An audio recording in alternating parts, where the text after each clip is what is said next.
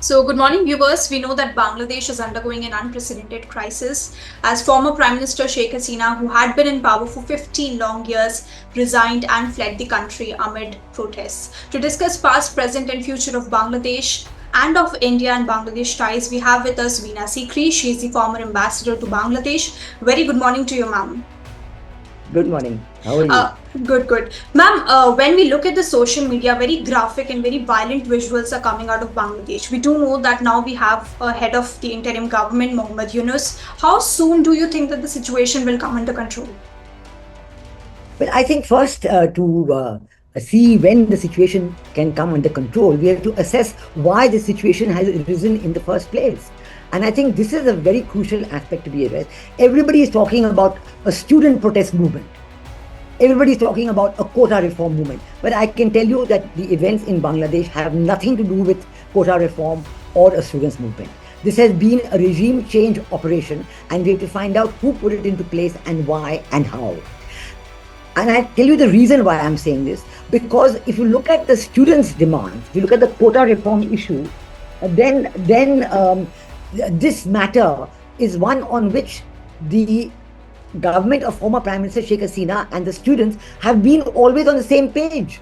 They have always shared the same views. In fact, in 2018, 6 years ago, when Sheikh Hasina was also Prime Minister, and there was a student protest against the quota which had been given right in 1972 for the children of freedom fighters.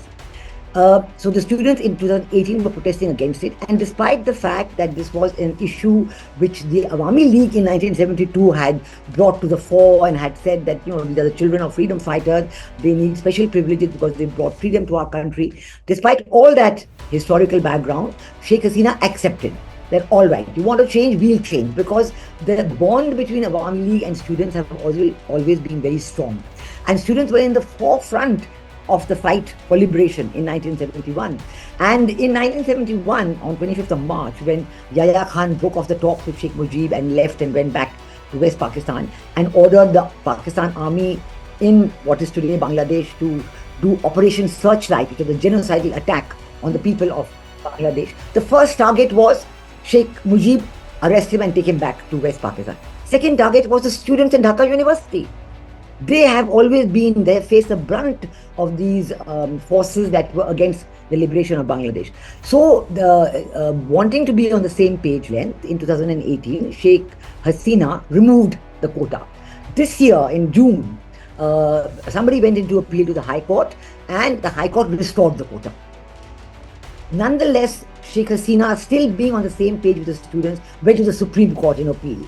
And the students group, some of them, because as you know, the student movement is not one hierarchical organization. No, it is a broad-based organization. They are coordinators from different universities and so on. So some of the students groups went together with the Sheikh Hasina government to the Supreme Court. And that case was decided on 21st of July. So as of 21st of July, the actual issue of students' quota reform had been settled, had been done with. Now, in the meanwhile, there had been some violence in Bangladesh, and around 16th or 17th of July, there was firing and some students were killed. And then at that point, all the political parties and their wings entered the violence. There was the Islami Shatra Shibir, which is the student wing of the Jamaat-e-Islami. There was the student wing of the Bangladesh Nationalist Party, the BNP, and of course the student wing of the Awami League, which is the Chhatra League. So there was a complete mayhem and violence on this.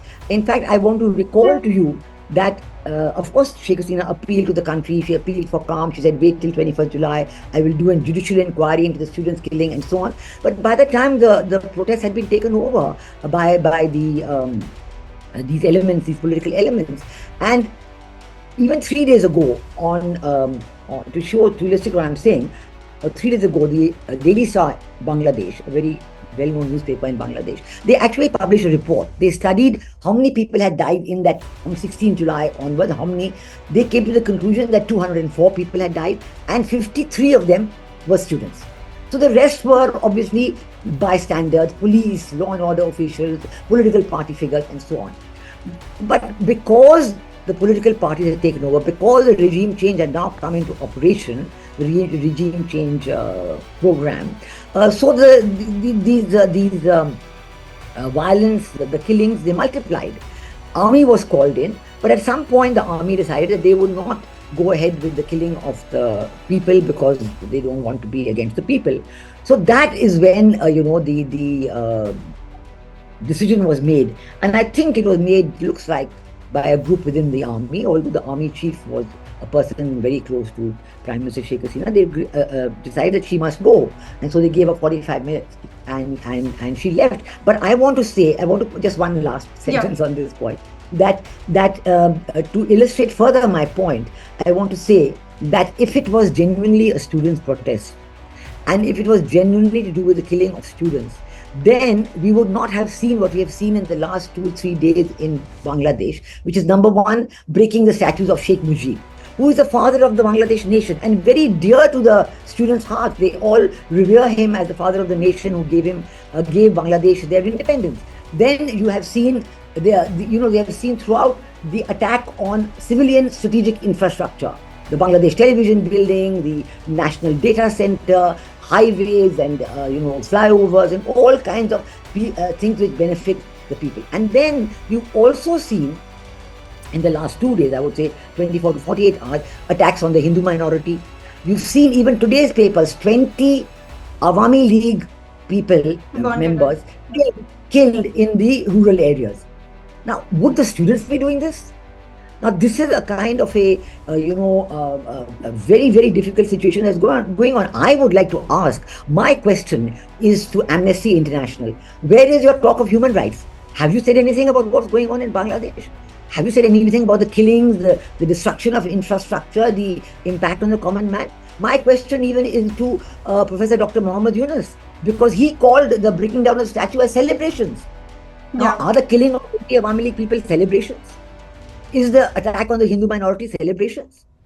He had a very harsh commentary on Sheikh Hasina. Ma'am, just want to follow up to the previous statement that you made, that it seems like there was an effort of regime change. What do you think? Do you think that it's an internal effort, or do you think that any foreign agents are also included? Because there is a lot of commentary going on that US, China, Pakistan could be behind this.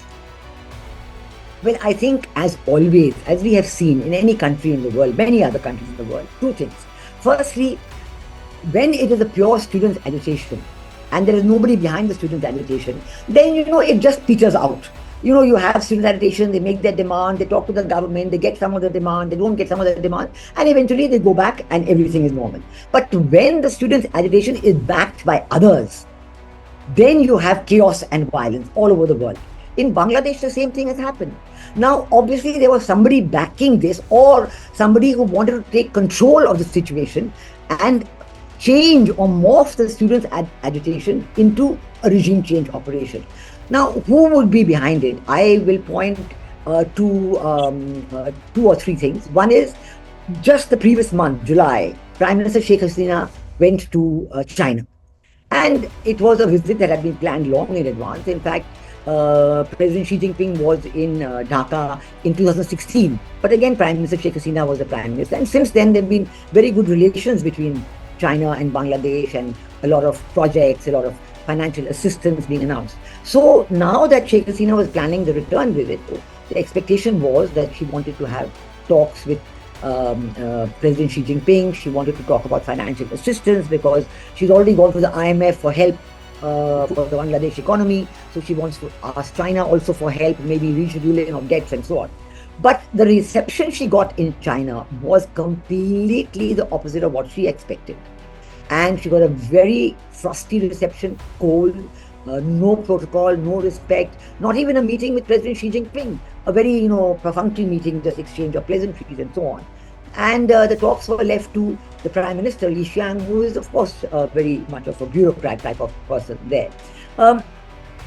And the situation was so bad, there was no financial assistance offered, very little, far, far below expectations of former Prime Minister Sheikh Hasina. And then Prime Minister Sheikh Hasina had to leave Beijing. She left. She felt so insulted, she left Beijing a day early. Now, why did this happen? Why did China do this? Obviously, it seems to me that they had sort of washed their hands off Prime Minister Sheikh Hasina and said, now we think that she's not going to be on our side. She went to India before she came here, and she's talking about giving India the Teesta Waters project, so we are off with it. Already in this situation, we know that the Pakistan government has been in very close touch with the Jamaat-e-Islami in Bangladesh. And this has been something for the last 50 years and more. This is not something new. For the last 50 years and more, there have been this very close contact between the Pakistan ISI and the Jamaat-e-Islami. They coordinate, they work together and so on. And there's been this thing going on. So obviously, if you look at what Pakistan was supporting, Jamaat-e-Islami, what China is doing, giving up on Sheikh Hasina, you can put two and two together and see where it comes from. But when you see that now that when Prime Minister Sheikh Hasina decided to resign and leave the country, so now the question is what next? Yeah. There you have the Chief of Army Staff, General Wakar-e-Zaman, who has been appointed by Sheikh Hasina actually, he's a relative of hers. He comes in, takes over and says that, look, I'm in charge, but I'm going to set up an interim government. And while mentioning that, he says that I'm very glad that the chief of the Amir of the Jamaat-e-Islami has come and met me, and we have talked about it. So obviously, when he's setting up the new government, for him, Jamaat-e-Islami is going to play a very big role.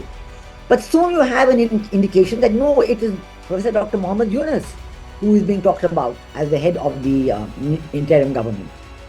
And that, of course, shows a different angle altogether, because Professor Dr. Mohammed Yunus has been in very close touch with the American government. He's been supported by the Western governments for a very long time, as you know, especially from the time when Secretary of State Hillary Clinton was there.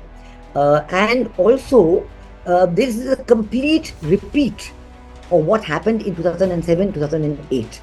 Because at that time, the only difference between the two situations is that in 2007, the immediate previous Prime Minister was Begum Khalida Zia. And this time, the immediate previous Prime Minister is Sheikh Hasina. So at that time, it was Begum Khalida Zia who was being replaced, and she had tweaked the caretaker government formation system, and that had been opposed by the Awami League and a lot of people, and there was complete chaos. Very similar to this, there was chaos in Bangladesh at that time. And even now there was chaos. That time it was because of tweaking the caretaker government system, this time it's because of the student quota reform movement. And at that time too, the army took charge. And Mohammed Yunus was brought in as the, as the head, and said that he would even be the next Prime Minister.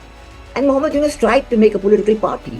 He wanted to create it, he gave it a name, but it didn't work at all. Nobody supported him. And within 3 months, he said, I'm leaving politics, I'm not going to make any political party.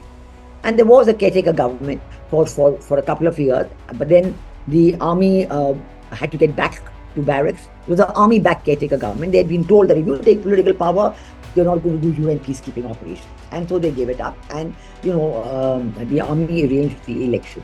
So there's a great similarity. Again, we have Professor Dr. Mohammed Yunus coming in, supported by the Western government. So it seems to be, I cannot say without any detailed information, who is it among these three that I've spoken about, America, Pakistan and China.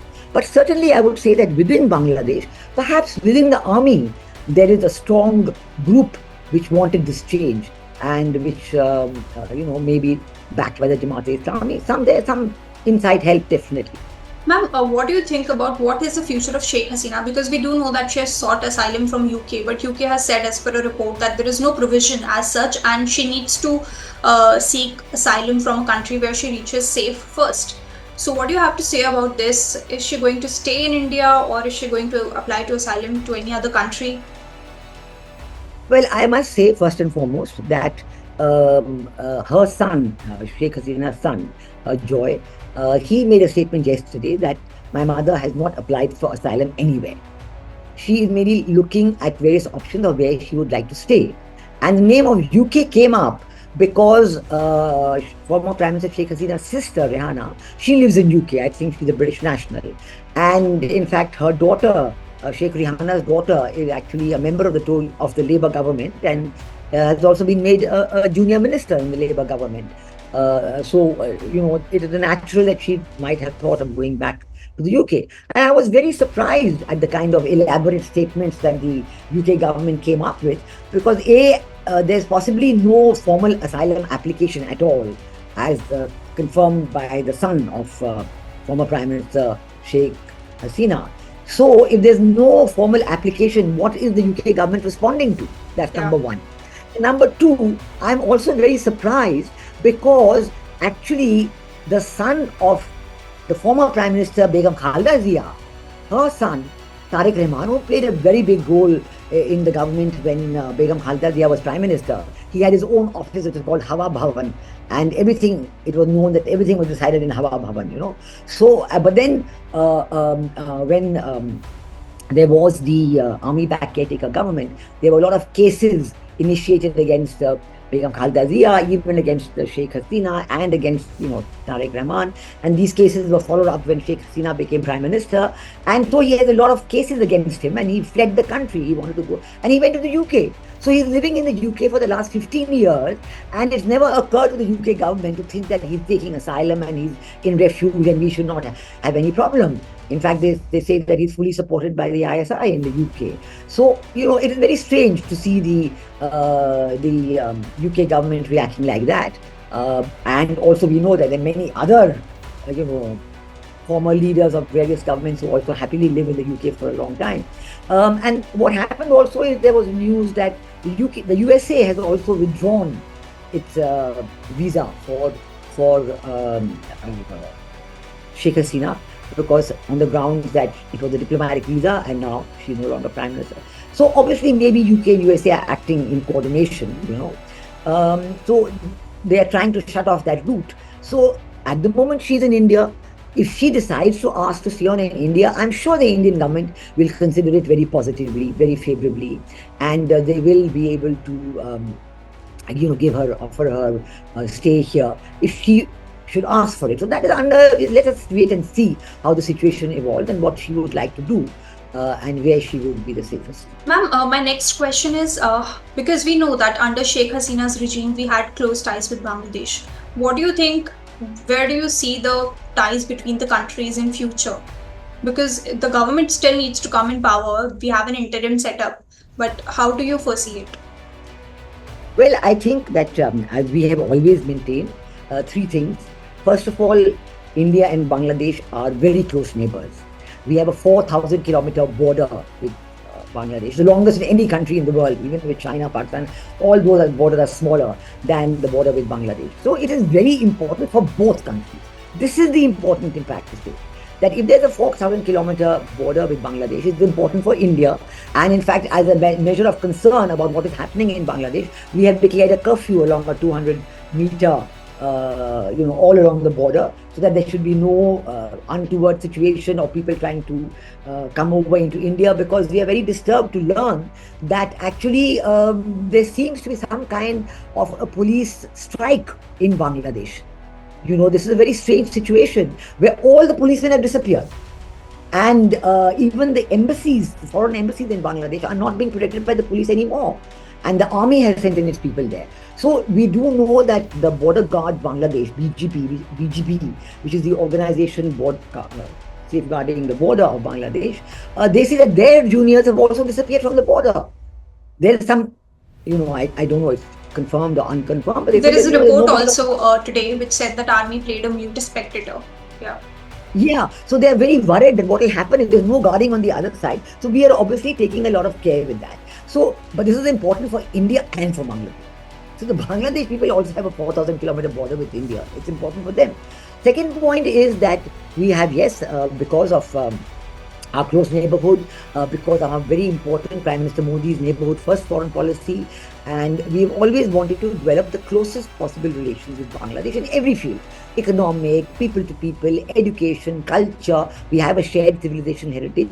So many projects, when Sheikh Hasina was Prime Minister, many projects were accepted, were being implemented: connectivity projects, building of high impact community projects, railway line projects, lots. So Akhora Agartala railway line, friendship pipeline coming from the north of India and Maligarh in Assam, that petroleum product from there, pipeline directly to the north of Bangladesh, which meant that they would save a lot on transport, and they would be able to take their petroleum products from India instead of coming to Chittagong port and all the way up to the north. all this was going on, being implemented, very good. And we're very happy to continue this because all this is for the people of Bangladesh. So yes, you need good relations between the leadership, that is very important. But the ultimate relationship is people to people. It's for the benefit of the people on both sides who have a mutual trust and mutual understanding. And we have evolved these projects on mutual benefit, the benefit to both sides. So we are very happy to continue, with the relationship. And we would look to see that there is a response from the new government whenever it's there. I'm sure we are in touch with with General Wakar-Zaman, who is the head of the interim government, and I'm sure that we are discussing with him all these issues. And when the interim government is formed, we will continue to discuss all these issues. Just last question from my side. There is a lot of commentary about how these protests, which seems to be very, very violent, can spill over to the Seven Sisters of India. How critical the situation is, how India should take it, because it's very close to our borders. Yes, of course. That is why we have declared this 200-meter curfew all along the border to prevent a spillover into the regions of India. And we are very worried. This is our prime concern. It's for the people of India, and we don't want the people of India to be affected in any way. We've already seen, whether it is Rohingyas, whether it is illegal immigration from Bangladesh, people try and come over into India. So we would like to maintain the situation as calm and as peaceful as possible. So I think that we should be very careful on this point, and we would like to continue that care and attention to the border situation, whether it is the northeastern states, Assam, Sikkim, West Bengal, all of that, all the regions.